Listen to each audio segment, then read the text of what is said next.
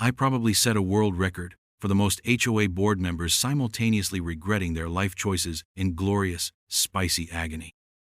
How did I, a reasonably quiet software engineer who just wanted to grill some burgers in peace, end up orchestrating this fiery spectacle?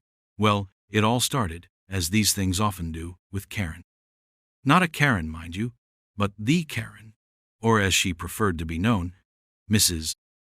Eleanor Ainsworth, president of the Oakhaven Estates Homeowners Association, a title she wielded with the subtlety of a medieval siege weapon. My first significant encounter with Her Majesty wasn't over peeling paint or an unkempt lawn. No, it was far more personal, far more intrusive. I'd just finished installing my pride and joy, a beautiful stainless steel behemoth of a barbecue, complete with a smoker attachment and more BTUs than a small volcano. To celebrate, I'd invited my brother, his wife, and their 2 kids over for a quiet Sunday afternoon cookout. Just family, some good food, and the gentle aroma of slow-cooked ribs wafting through my modest but well-kept backyard. That, apparently, was an open invitation to the wolves. Or, in this case, the Ainsworth posse. I'd seen Mrs. Ainsworth around, of course. It was hard to miss her. She patrolled Oakhaven like it was her personal fiefdom, usually clad in an immaculate pastel tracksuit that probably cost more than my monthly mortgage payment. A visor perched jauntily on her perfectly coiffed helmet of blonde hair, and a clipboard that seemed permanently attached to her hand. She often had her perpetually unimpressed husband, Gerald, a retired dentist who looked like he'd lost a decades-long argument, trailing a few steps behind her, along with a rotating cast of sycophantic board members. That particular Sunday, the smoke from my applewood chips must have acted like a bat signal for the terminally bored and overly officious. I was just pulling the first rack of ribs off the grill, the glaze glistening, the meat practically falling off the bone, when I heard the distinct click-clack of sensible but expensive walking shoes on my patio pavers. I turned, expecting my brother, but no. There stood Mrs.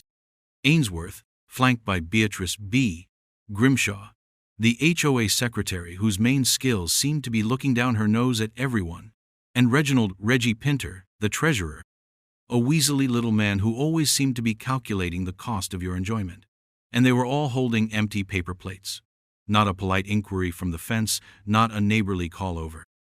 No, they had marched right onto my patio, through my unlocked but clearly closed gate, and were now eyeing my food like vultures circling a particularly plump wildebeest. Mrs.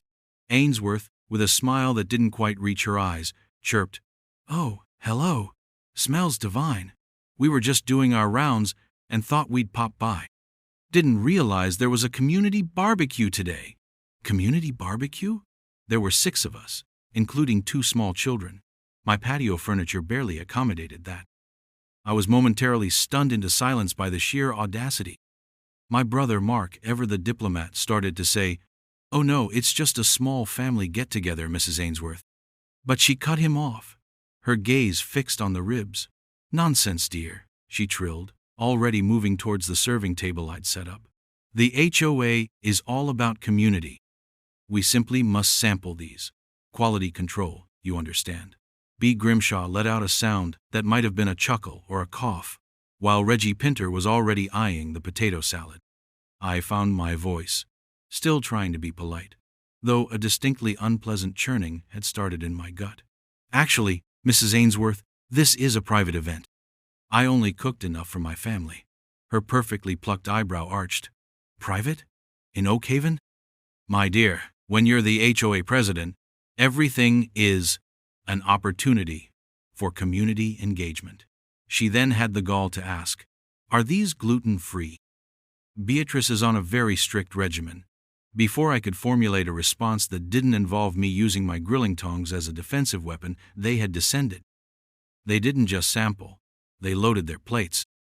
They criticized my choice of barbecue sauce. Too sweet, apparently, for Reggie's delicate palate. B questioned the provenance of my corn on the cob. And Mrs.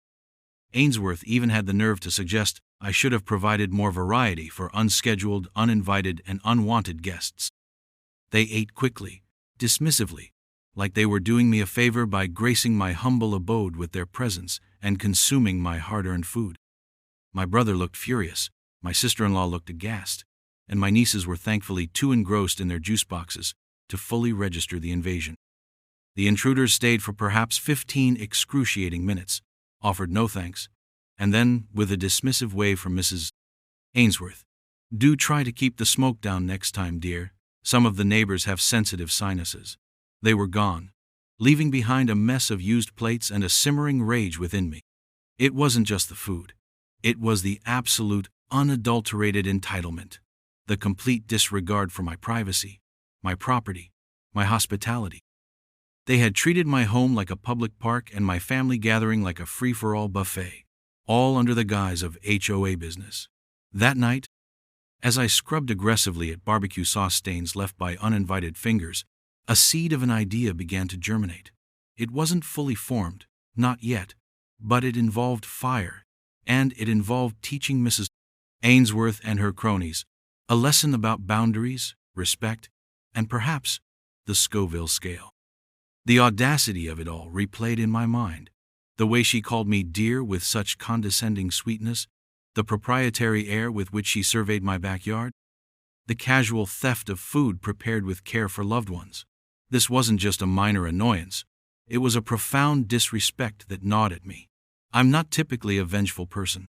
I work with logic, with code, with systems that either function or they don't. Human behavior, especially of this particular irrational and entitled stripe, was harder to process. But the engineer in me also appreciates a well-designed solution to a persistent problem. And Mrs. Ainsworth was rapidly becoming a very persistent problem. Not just for me, it turned out. Over the next few weeks, I heard whispers. Old Mr. Henderson, 3 doors down, got a citation for his prize-winning roses apparently encroaching 1/4 of an inch onto the common sidewalk. The Peterson family, new to the neighborhood, were hounded for weeks because their kid's tricycle was left on their own driveway overnight. It became clear Mrs. Ainsworth was running Oakhaven less like a community association and more like a petty dictatorship. The anger simmered, and my nascent plan began to take shape, becoming less a vague notion of fiery justice and more a meticulously crafted project. They liked free food? They enjoyed inviting themselves? Oh, I would host an event they wouldn't soon forget. An event so memorable, it might just become legendary. And I knew just the secret ingredient to make it truly unforgettable. My mind, normally occupied with algorithms and data structures, became a strategic battlefield. The initial shock and anger from the great barbecue invasion of Mrs. Ainsworth slowly crystallized into a cold, hard resolve.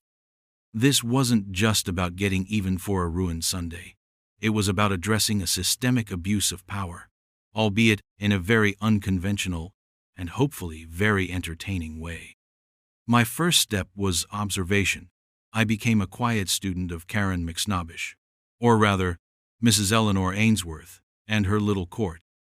I noted her patrol patterns, her favorite times for sniffing out supposed infractions, the way she'd crane her neck to peer into backyards from the sidewalk, her Mercedes SUV, a pristine white model that always gleamed, much like her judgment of others, often idling by the curb as she dispensed her unsolicited wisdom or warnings. I learned that Tuesdays and Thursdays were her deep dive days, where she'd meticulously scrutinize the neighborhood for any deviation from her platonic ideal of suburban perfection. Her enablers, B. Grimshaw and Reggie Pinter, were almost always in tow, nodding sagely at her pronouncements, their own petty grievances amplified by her authority. B., I discovered, was particularly incensed by unaesthetic garden gnomes, while Reggie had a bizarre fixation on the precise shade of white permitted for mailbox posts. Their collective pettiness was breathtaking. During this reconnaissance phase, I also casually chatted with other neighbors, the ones who hadn't drunk the Ainsworth Kool-Aid. Stories abounded. The family who were fined because their trash cans were visible from the street for an hour too long after pickup. The young couple who received threatening letters about their excessively bright welcome mat. It was clear Mrs. Ainsworth's reign was built on intimidation, and the weary resignation of residents who found it easier to comply than to fight. But the resentment was there, simmering beneath the surface of manicured lawns and HOA-approved paint colors. It was during one of these chats, with my friend Alex from a few streets over, that the plan truly began to solidify. Alex was a freelance videographer and a bit of a tech whiz, with a healthy disdain for overreaching authority figures. When I recounted the barbecue incident, he didn't just sympathize. His eyes lit up. "Dude," he said, a mischievous grin spreading across his face, "you know what would be amazing? If you could somehow document their next overstep, publicly." That's when the Carolina Reaper element fused with the live stream idea. It was perfect. Not just personal revenge, but a public exposé of their arrogance and greed, served with a side of face-melting capsaicin. We cackled. We brainstormed. Alex was immediately on board to handle the technical aspects of a live stream, camera placement, audio, ensuring a stable feed. He even suggested a catchy, slightly anonymous channel name, Hot Zone. The beauty of it was its plausible deniability, at least initially. I would be hosting a barbecue, a community appreciation event, a gesture of goodwill. If some guests found certain specially prepared items a tad too challenging for their palates, well, that was hardly my fault, was it? The acquisition of the key ingredient was an adventure in itself.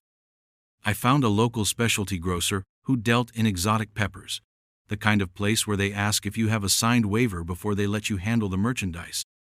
The proprietor, a wiry man with eyes that had seen the soul of Scoville, raised an eyebrow when I asked for a pound of fresh Carolina Reapers. "Friend," he said, his voice a low rumble, "you planning on weaponizing these, or just impressing a very specific type of guest?" I just smiled enigmatically and told him I was an adventurous cook. He sold them to me, along with a pair of industrial-strength rubber gloves and a solemn warning to ventilate well. The preparation of the special wings was conducted with almost surgical precision in my garage. Windows open, fans blowing. I wore the gloves, a mask, even goggles. These things weren't just hot, they were volatile. I created a marinade that was, to put it mildly, diabolical. It contained the minced essence of several reapers, carefully balanced with other spices to create a complex flavor profile that would hit with a deceptive sweetness before unleashing the inferno. These dragon's breath wings, as I privately christened them, looked surprisingly innocuous, perhaps a shade redder than usual, glistening under a seemingly normal barbecue glaze. The safe wings, destined for any innocent bystanders or for myself to consume on camera, were prepared separately, a delicious honey-garlic batch. Next came the invitation. I designed a cheerful, innocuous flyer. Oak Haven Community Appreciation BBQ. Join your neighbor for good food, good company, and good times. Saturday, 2 p.m., my place. Everyone welcome. I made sure to strategically place these flyers where Mrs. Ainsworth and her crew would undoubtedly find them. On the community notice board, which she policed daily, a couple tucked into mailboxes, known to be occupied by her closer allies. I even accidentally dropped one near her Mercedes when I saw it parked outside the community pool. The bait was set. Alex and I did several dry runs with the camera setup. We opted for 3 discreetly placed GoPro-style cameras, one giving a wide shot of the patio and food table, one focused more tightly on the VIP section where I anticipated the HOA board would congregate, and a third near the grill, where I'd be. Alex would monitor the feed from his laptop, parked inconspicuously inside my house, managing the stream and highlighting amusing chat comments. We tested audio, ensuring every gasp, cough, and cry for mercy would be captured with crystal clarity. My internal monologue during this period was a curious mix of cold calculation and barely suppressed glee. They think they can just waltz in and take whatever they want? I'd mutter to myself while mincing reapers. They crave recognition, importance? Oh, they'll get recognized all right. Globally, if Alex works his magic, there was a theatricality to it all that appealed to the part of me that had always enjoyed a well-constructed narrative. This was real-life drama, and I was scripting the climax. The week leading up to the Community Appreciation BBQ was filled with a strange sense of calm anticipation. I saw Mrs. Peibling Ainsworth find one of the flyers during her Tuesday patrol. Her eyes, usually narrowed in suspicion, lit up with something I could only describe as avaricious delight. She even gave me a small saccharine wave when she saw me weeding my front garden. The fool. She probably thought I was trying to curry favor after her previous critique of my hospitality. Little did she know, I was preparing a feast fit for a queen, a very specific, very fiery kind of queen. The final touch was a tiny, almost illegible, handwritten sign that I prepared, to be placed next to the dragon's breath wings at the last possible second. Extreme Heat Challenge. Consume at own risk. It was my get-out-of-jail-free card, my plausible deniability neatly printed on a 3x5 index card. The stage was set. The actors were, I had no doubt, eagerly awaiting their cue. All that was left was to raise the curtain on an afternoon of spicy retribution. The Saturday of the Community Appreciation BBQ dawned bright and offensively cheerful, the kind of perfect late spring day that belied the inferno I was about to unleash. I started early, setting up my regular grill and smoker, filling the air with the genuinely enticing aromas of slow-cooking pulled pork and grilling sausages, the safe food. This was crucial. The initial olfactory lure had to be irresistible and unimpeachably normal. My patio was decked out with a couple of extra folding tables, checkered tablecloths, and a cooler packed with sodas, water, and iced tea. It looked every bit the friendly neighborhood gathering I'd advertised. Alex arrived around noon, and we did a final check of the camera angles and audio. He'd set up a discreet monitor for himself just inside my kitchen window, giving him a direct line of sight to the patio while he managed the HOA hot zone stream. He gave me a thumbs up. "We are a go for Operation Meltdown," he whispered, his eyes glinting with the excitement of a pyrotechnician about to light the main fuse.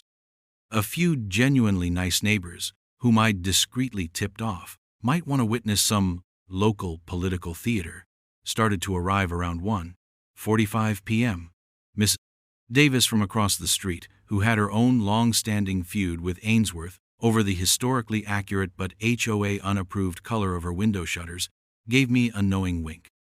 Young Timmy and Sarah from next door, whose parents had endured endless complaints about their basketball hoop, arrived with their folks, their eyes wide with anticipation of free hot dogs, blissfully unaware of the spicier drama about to unfold. They were my innocent bystander shield, proof that this was, on the surface, a legitimate and friendly event. At precisely 2:17 p.m., 17 minutes fashionably late, the main event arrived. The gleaming white Mercedes SUV pulled up, and out stepped Mrs. Eleanor Ainsworth, resplendent in a horrifyingly expensive-looking canary yellow jumpsuit that did her no favors.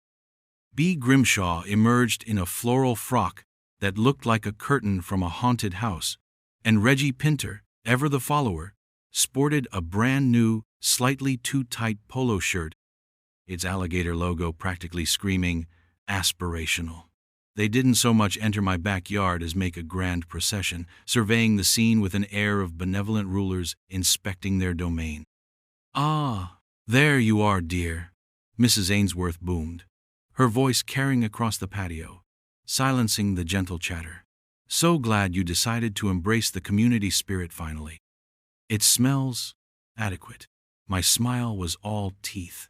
"Mrs. Ainsworth, B. Reggie, so glad you could make it. Please help yourselves. Everything is fresh off the grill." I gestured broadly towards the tables laden with food. This was the critical moment.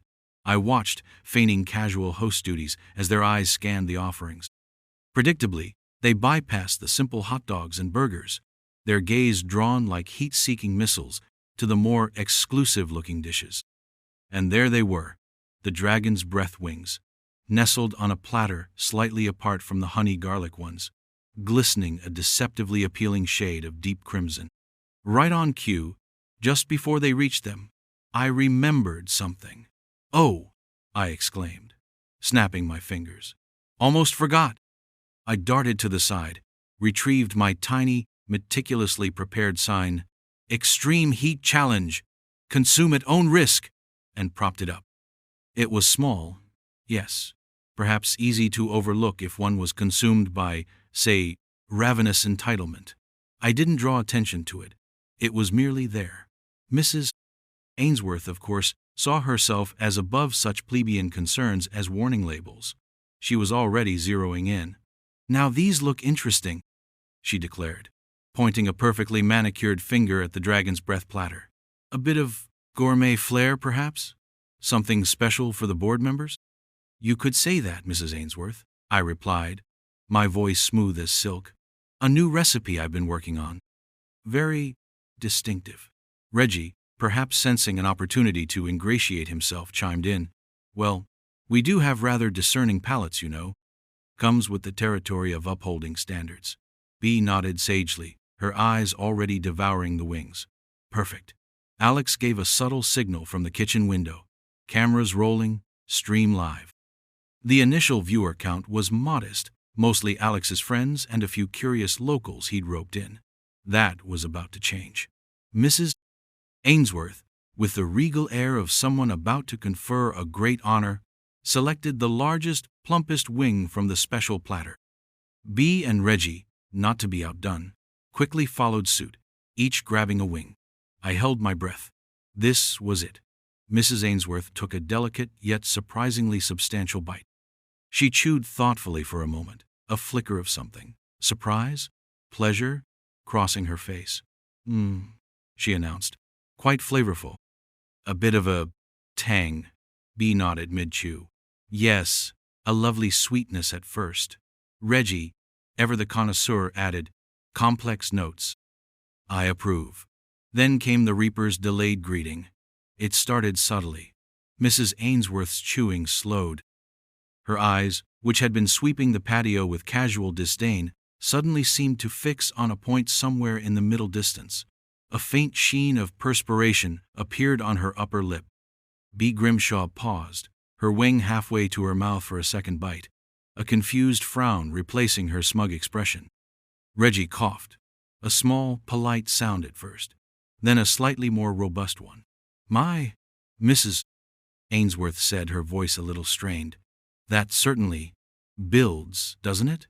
She fanned her face lightly with her hand. The stream's chat window, which Alex was subtly projecting onto a tablet I could glimpse, started to flicker with comments. "Uh-oh, what did he give them? Is that Karen from the viral parking dispute video?" The first wave of the Carolina Reaper's fury hit Mrs. Ainsworth full force. Her face, moments before a mask of haughty composure, began to turn a fascinating shade of mottled pink. Her eyes widened, not in surprise anymore, but in dawning, unadulterated horror. "Good heavens!" she gasped, dropping the remainder of her wing onto her plate as if it were radioactive. What is in these wings?" Bea Grimshaw was making little gulping sounds, her hand clamped over her mouth. Her floral frock suddenly seemed to vibrate with her distress. Reggie Pinter's face had gone from pink to an alarming shade of puce. He was panting, his eyes watering profusely. "Water!" he croaked, looking wildly around. "I need water!" I feigned concern. "Oh dear, are they a bit much for you?" "It's a new seasoning I imported. Very popular with folks who like a bit of excitement in their food. There's soda and iced tea in the cooler." I gestured vaguely, knowing full well that sugary drinks would offer little solace against the Reaper's relentless assault. The true beauty of the Carolina Reaper is not just its initial shock, but its staying power, its crescendo of fiery torment. Ainsworth was now fanning herself vigorously with her paper plate, her carefully applied makeup starting to show signs of distress. This is an outrage," she spluttered, her voice rising in pitch and losing its regal timbre. "They're dangerous." Bea was now openly weeping, fat tears coursing down her cheeks, leaving mascara trails. Reggie had abandoned all pretense of dignity and was desperately chugging a can of iced tea, which only seemed to spread the fire. The other guests, a mixture of genuine neighbors and my strategically invited allies, were watching the unfolding drama with a delightful blend of shock and barely concealed amusement. Davis was trying, very poorly, to hide a smile behind her hand. Alex, from his command post, flashed me another thumbs up. The viewer count on HOA, Hot Zone, was climbing rapidly. The chat was exploding with laughter emojis, flame emojis, and comments like, "Give that man a medal," and "She looks like she just swallowed a blowtorch." The chaos was beautiful. Pure, unadulterated, capsaicin-fueled chaos. And it was only just beginning. The scene on my patio had devolved into a spectacle of such magnificent, self-inflicted agony that it would have been comical if it weren't happening to such deserving individuals. Mrs. Eleanor Ainsworth, president of the Oak Haven Estates HOA, esteemed upholder of suburban mediocrity, was no longer regal. Her canary yellow jumpsuit seemed to mock her, its cheerful color clashing violently with the apoplectic rage and sheer pain contorting her features. Her eyes, wide and bloodshot, darted around as if seeking an escape route from her own mouth. You did this on purpose," she shrieked, pointing a trembling, wing-saw-stained finger at me. Her voice was a strangled rasp, the carefully modulated tones of authority replaced by the raw shriek of someone who had just gargled lava. B. Grimshaw, bless her floral-frocked soul, had succumbed to a fit of violent hiccup coughs, her face buried in a napkin that was rapidly becoming inadequate for the torrent of tears and, dare I say, other facial effluvia. Reggie Pinter, having discovered that iced tea was a woefully insufficient coolant, was now desperately trying to wipe his tongue with his polo shirt, succeeding only in smearing red glaze across his chin and creating a truly avant-garde fashion statement. The live stream chat was a waterfall of pure schadenfreude. Alex, a true maestro of subtle instigation, was highlighting the best comments on screen. Queen Karen meets King Reaper. Who will win? That treasurer looks like he's regretting every fine he ever issued. Did she just try to blow on her tongue? Lol. The viewer count had rocketed past 1,000 and was climbing steadily, fueled by shares and excited online whispers. Donations started to ping in, little digital pats on the back, thanking me for the entertainment. "Oh, Mrs. Ainsworth," I said, my voice dripping with faux concern, my face a carefully crafted mask of innocent surprise. "I assure you, I had no idea you'd find them so invigorating. As you can see," I gestured to the tiny, almost microscopic sign still propped beside the now decimated platter of dragon's breath wings. "They are clearly marked as an extreme heat challenge. I assumed seasoned connoisseurs like yourselves would appreciate the zest." Her eyes, through a film of spicy tears, struggled to focus on the minuscule lettering. A strangled sound escaped her. It might have been a word, or perhaps just the noise of her dignity imploding. That's barely legible. This is entrapment," she howled, though the effect was somewhat diminished by a sudden, violent sneeze that sprayed a fine mist of Reaper-infused spittle. Some of my more stoic neighbors were starting to lose their composure. Mr. Henderson, he of the encroaching roses, was shaking silently, his face red from suppressed laughter. Mrs. Davis had excused herself to get some air, but I caught the distinct sound of her giggling uncontrollably from around the corner of the house. The Peterson kids, initially alarmed by the adult meltdowns, were now looking on with a sort of fascinated horror, their parents quickly ushering them towards the safe hot dogs. Alex, ever the opportunist, panned one of the cameras slightly to catch their innocent, bewildered faces, adding another layer of comedic pathos to the stream. Reggie, in a moment of pure desperation, grabbed a half-eaten bowl of potato salad, my mayonnaise-based, decidedly non-cooling potato salad, and began to shovel it into his mouth. The ensuing facial expression, a combination of capsaicin agony and the cloying taste of lukewarm potatoes, was a masterpiece of silent film despair. B, meanwhile, seemed to be attempting some sort of self-exorcism, moaning softly and rocking back and forth. The cries for, "Milk, we need milk," began. Milk. The traditional antidote. "Milk?" I said, looking thoughtfully around. "Oh dear, I seem to be fresh out. I used the last of it in the pancake batter this morning for the kids." Terrible oversight on my part. Would you care for more iced tea? Or perhaps a refreshing soda? The look of betrayal on Mrs. Ainsworth's face was exquisite. She stared at me, speechless for a moment, her chest heaving. Then she rallied, fueled by pure, unadulterated fury. "This is an assault," she declared, her voice cracking. "I'm calling the police. I'm calling my lawyer. You will be hearing from the HOA board about this culinary terrorism." She fumbled for her phone, her hands shaking so badly she nearly dropped it. "By all means, Mrs. Ainsworth," I replied calmly, taking a serene bite from a perfectly normal, delicious honey garlic wing from the other platter. "While you do that, perhaps you could explain to the officers and your lawyer why you and your associates willingly consumed items from a platter clearly, if diminutively, labeled as an extreme heat challenge at a private residence, to which you invited yourselves under the thinnest of pretexts, especially after your uninvited appearance last month, where you helped yourselves to my family's dinner." I paused for effect, enjoying the subtle shift in her expression from incandescent rage to a flicker of dawning realization that her position was, perhaps, not as unassailable as she believed. The live stream viewers were lapping it up. "Boom! Lawyered," one comment flashed. "He's got her, the tiny sign defense," another chimed in. The donations were now coming in thick and fast. Super chats with messages like, "This is the best thing I've seen all year. Here's 20 for more Reapers." Or, "For the legal defense fund against Queen Karen, 50. I made a mental note to thank Alex profusely. He was a genius. The great retreat began not with a bang, but with a whimper, or rather, a series of gasps, coughs, and strangled curses. Mrs. Poplican and Ainsworth, realizing she was completely outmaneuvered and publicly humiliated.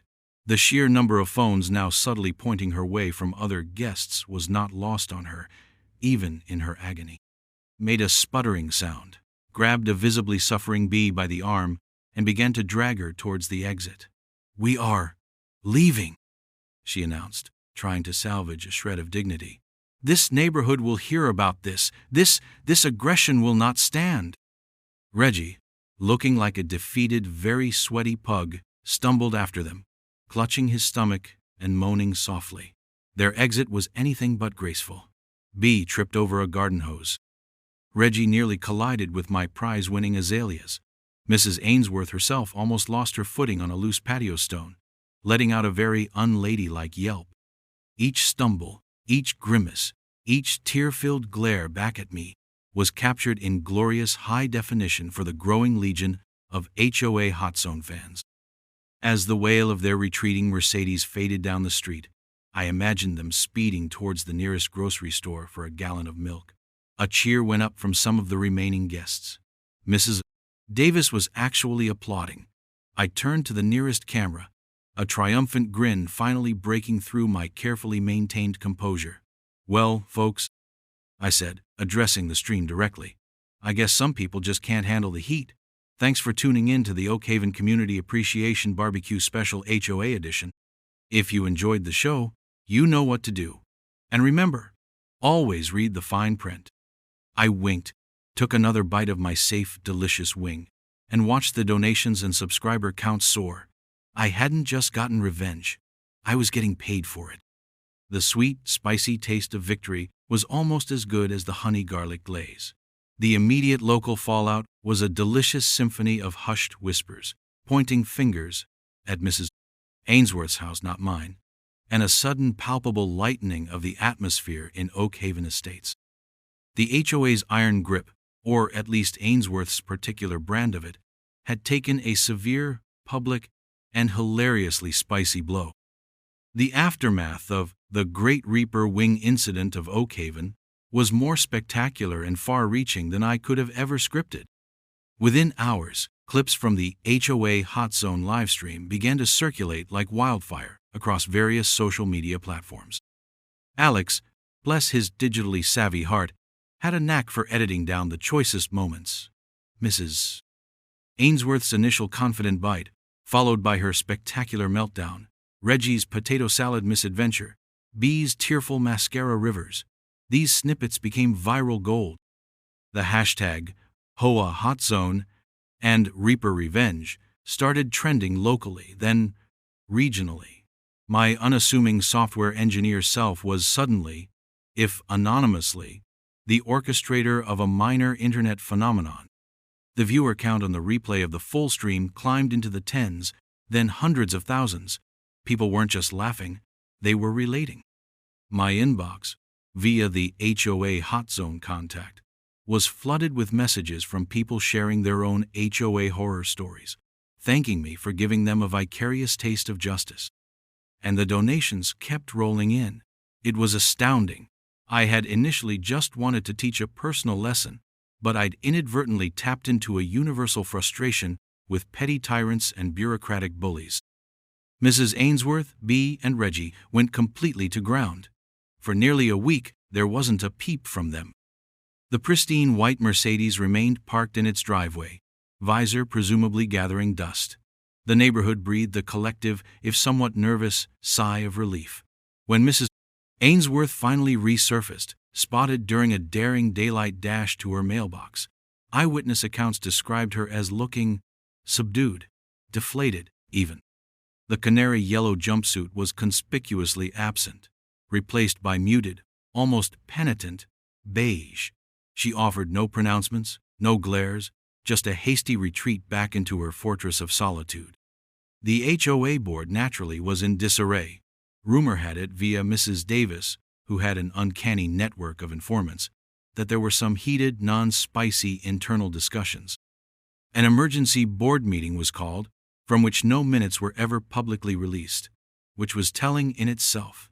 They did try a feeble attempt at retaliation. About 10 days after the incident, I received a primly typed letter on official HOA letterhead, citing me for hosting an unapproved public event, creating a public nuisance. Apparently, their agonized screams counted, and, my personal favorite, failure to provide adequate dairy-based relief for invited guests. It was so absurd it was almost beautiful. My lawyer, a sharp-witted friend of Alex's whom I'd put on standby and paid a retainer with some of the early stream donations, had a field day with it. She drafted a response that was a masterpiece of polite, legal evisceration. It pointed out that the event was on private property, advertised as a community gathering, hardly a nuisance in spirit, that the guests in question had a documented history of inviting themselves, and that the extreme heat challenge sign constituted due warning. She also subtly, but very firmly, mentioned the viral nature of the livestream and the considerable public sympathy I'd garnered, implying that any further punitive action would likely result in another, even more embarrassing, news cycle for the Oak Haven HOA. The letter concluded with a gentle inquiry as to whether the board had reviewed its own D.O. directors and officers' insurance for claims arising from public ridicule. They folded faster than a cheap suit in a hurricane. No further fines or threats materialized. The Ainsworth regime, however, was irrevocably damaged. The respect, or rather fear, she once commanded had evaporated, replaced by snickers and poorly concealed smirks whenever she ventured out. Other neighbors, emboldened by my stand and her public downfall, began to push back against other petty rules. Mr. Henderson's roses remained defiantly, a quarter-inch over the line. The Petersons not only left their kid's tricycle on the driveway, but added a bright pink big wheel next to it. A subtle, suburban rebellion was brewing, and it was glorious. The financial windfall from the HOA Hot Zone stream was significant. After covering Alex's well-deserved cut and my legal consultation, I still had a tidy sum left over. I considered various deliciously ironic uses for it. Perhaps a donation to the Carolina Reaper Growers Association? Or funding a workshop on effective communication and boundary setting for HOA board members? In the end, I decided on something both practical and symbolic. My backyard fence, which Mrs. Ainsworth had once snidely remarked was looking a trifle weathered dear, was replaced with a magnificent new cedar fence, taller, stronger, and with a very secure, key-operated gate. I also invested in a state-of-the-art outdoor sound system, perfect for enjoying my music at a perfectly reasonable, HOA-approved volume, of course. The broader impact on the community was perhaps the most satisfying outcome. At the next HOA annual meeting, which was surprisingly well attended for the first time in years, there was a palpable shift in the atmosphere. Mrs. Ainsworth, B. and Reggie, who all surprisingly ran for re-election, perhaps out of sheer habit or a desperate attempt to reclaim lost glory, faced actual opposition. New candidates, reasonable people who genuinely cared about the community rather than their own egos, stepped forward. Mrs.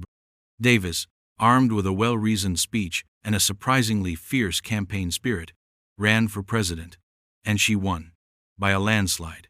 Mrs. Sc. Ainsworth's expression as the results were read out was almost as gratifying as her reaper-induced agony, albeit less colorful. The old guard was swept out. The new board immediately set about reviewing and rescinding some of the more ludicrous rules. The focus shifted from punitive enforcement to actual community building. They even organized a genuine community barbecue, with properly labeled food and an abundance of milk, just in case. I attended, and it was nice, normal, peaceful. I found myself reflecting on the whole bizarre saga. I hadn't set out to become an internet vigilante or a local folk hero. I just wanted to grill in peace. But sometimes, as I'd told my livestream audience, you have to fight fire with fire, or in this case, with the unrelenting, democratizing inferno of the Carolina Reaper. It taught me that standing up to bullies, even seemingly entrenched ones, is always worth it.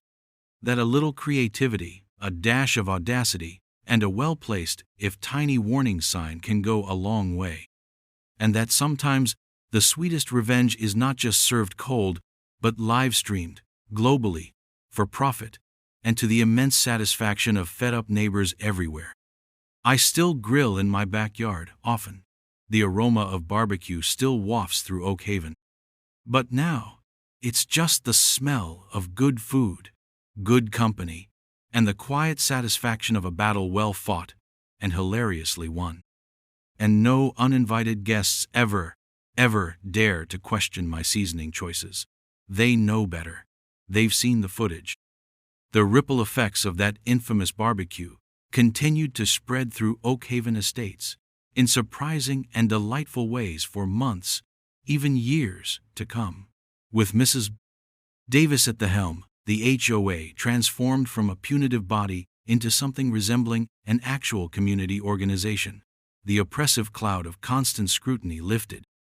People started decorating their porches with more personality, planting gardens that weren't strictly regimented by the approved foliage list, a document Mrs.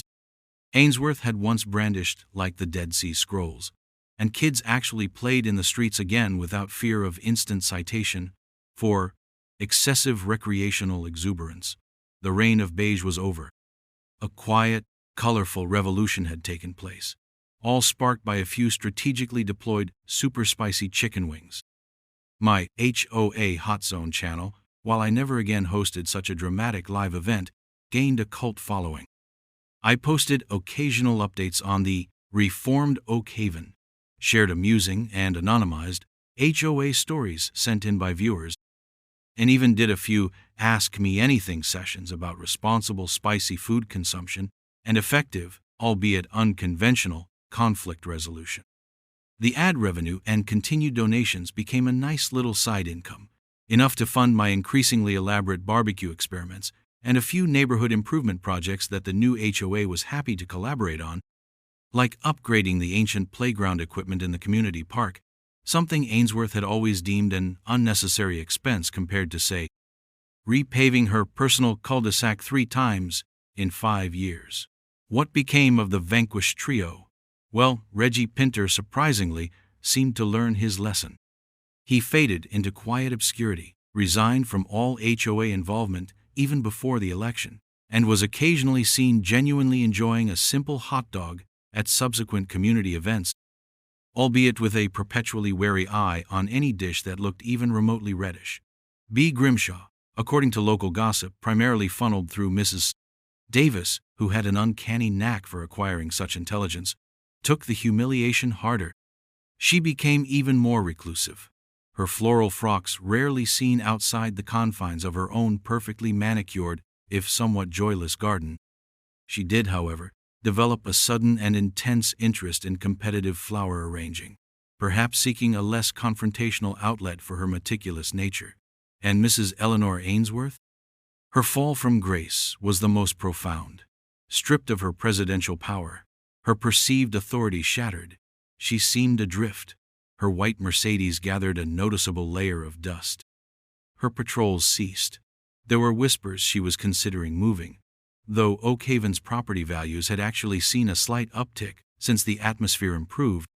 So perhaps she was trapped by her own previous financial prudence.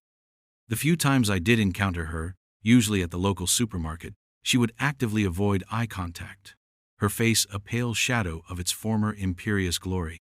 There was no smugness left, no condescending "dear," just a hurried, almost furtive retreat. I never gloated. I never brought it up. The memory of her reaper-induced agony, forever seared into the Internet's collective consciousness, and hers, I imagined, was satisfaction enough. The real victory wasn't just the personal vindication, or even the unexpected financial gain, though those were certainly pleasant bonuses. It was the liberation of an entire community from the clutches of petty tyranny. It was seeing neighbors laughing and talking freely at the new, genuinely welcoming HOA events. It was Mr. Henderson proudly displaying his award-winning roses without fear of reprisal. It was watching the Peterson kids dominate the cul-de-sac on their tricycle and big wheel, their joyous shouts echoing a newfound freedom. My little act of culinary warfare had, in its own absurd way, brought people together. It became a local legend, the story passed down with embellishments and chuckles. New residents would hear whispers of the spicy wing incident and the HOA president who cried fire, and I'd occasionally catch them glancing at my house with a mixture of curiosity and respect. Alex and I remained good friends. We often reminisced about Operation Meltdown over beers and, naturally, barbecue, my treat always. He went on to do bigger and better things with his videography career, but he always said that the HOA Hot Zone stream was one of his proudest and certainly most amusing achievements. He even framed a screenshot of Mrs. Ainsworth's face at peak reaper agony, titling it "The Scream, Suburban Edition," and hung it in his office as a reminder of the power of a well-placed camera and a ridiculously hot pepper. Looking back, the whole thing feels surreal, like a fever dream cooked up after a particularly bad encounter with an overzealous bureaucrat. But it was real. The consequences were real. The spicy tears were real, and the positive change it brought to Oak Haven was undeniably real.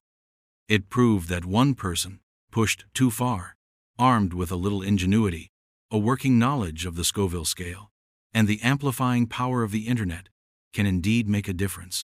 Sometimes, you don't need a lawyer or a lengthy petition. Sometimes, all you need is the right recipe for justice, served piping hot, directly to the source of the problem, preferably on camera for the whole world to enjoy. And so, my backyard barbecue station remains my sanctuary, my stainless steel altar to good food and good times. It's a reminder that even in the most mundane suburban landscapes, epic battles can be fought and won. The smoke that rises from my grill these days is purely for flavor, a symbol of peaceful enjoyment, no longer a bat signal for unwanted guests. The only community engagement that happens now is genuinely invited, warmly welcomed, and always, always served with a side of mutual respect and perhaps a few mild wings, clearly labeled, for those who prefer their poultry without a side of existential crisis. Because at the end of the day, that's all I ever really wanted, to enjoy my home, my barbecue, and my neighborhood, free from the Karens of the world. And thanks to a few well-aimed Carolina Reapers, that's exactly what I got. Plus, a pretty good story to tell, and a YouTube silver play button for HOA Hot Zone, which, I have to admit, looks surprisingly good mounted next to my grilling awards.